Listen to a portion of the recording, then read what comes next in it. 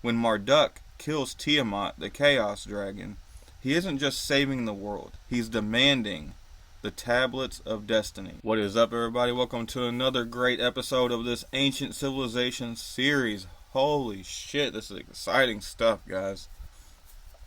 So we're just going to jump right into it and start with the question.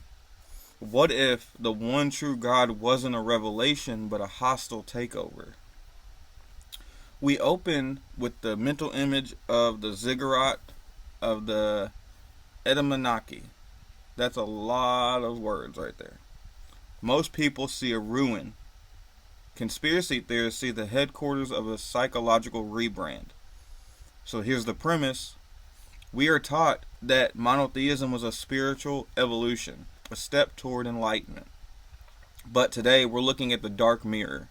The theory that monotheism was a political weapon forged in the fires of Babylon to consolidate global power under a single terrestrial or extraterrestrial throne.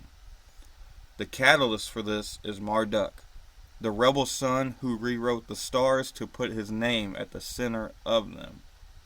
So let's get into this. Alright, so we'll talk about the historical context. 1800 BCE, Babylon is a rising startup in a world of established corporate giants. Uruk, Nippur, and Eridu. Now, the rebrand. Before Babylon, the Divine Council was a messy democracy. Enlil, Enki, and Nana, they all had a seat. The Enuma Elish was created as propaganda. This isn't just a poem, it's a legal document. When Marduk kills Tiamat, the chaos dragon, he isn't just saving the world, he's demanding the tablets of destiny. Notice how Marduk doesn't just join the pantheon, he subsumes it. The text claims the other 50 names of the gods are actually just facets of Marduk.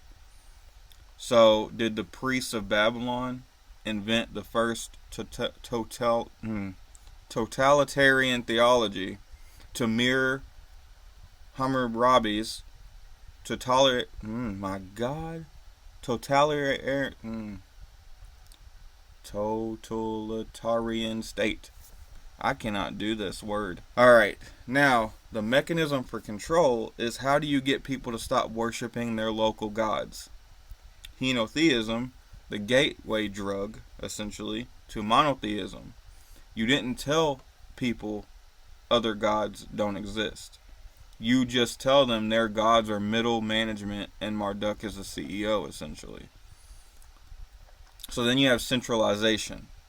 If there is only one supreme God, there only needs to be one supreme king. The divine right starts here. The Scriptural Fingerprint. We see the blueprint of the jealous God being drafted in the Babylonian court. So, we'll take a small pivot and get weird with this. We're going to enter Zechariah Sitchin here again. We've talked about him in multiple episodes, but he's a staple to this whole Anunnaki theory. So what if Tiamat wasn't a dragon, but a planet? And what if the war in heaven was a literal orbital conflict? So in this narrative, Marduk is a real biological entity, a prince of the Anunnaki who felt cheated out of his inheritance by his uncle Enlil. Marduk's rise wasn't just a religious shift, it was a coup d'etat. He hacked the cultural software of humanity to erase the memory of the other gods, his rivals, so he could rule alone. Now, was the Tower of Babel an attempt to rebuild a launch pad or a communication array that Marduk used to seize the command of heaven? So, the smoking gun, the 6th century BCE, the Jewish elite are taken to Babylon. They walk into a city where Marduk is everything. They see the Enuma Elish performed every new year. Now, Marduk splits Tiamat to create the world. Now, if you think about Genesis, where God separates the waters from the waters, Tiamat, to create the world. Now, did the Hebrew scribes repackage Babylonian Marduk centricism into Yahweh centricism to survive? Or was the concept of the one God a piece of Babylonian psychological warfare designed to make conquered peoples easier to govern? So you have a one world engine here. So why does it matter now? Because if monotheism was engineered to simplify governance, it suggests that our modern religious and political structures are still running on 4,000-year-old Babylonian command and control software, right? Now, historians remind us that cultures influence each other naturally. It's evolution, not engineering. But does that explain the sudden shift toward exclusivity? So here's my final thought. When we think we escaped the age of the God Kings, but if we are still worshiping the concept of the singular, unreachable authority that Marduk pioneered, are we still living in Babylon's shadow? The tablets of destiny were said to give whoever held them the power to shape the future. Marduk claimed them.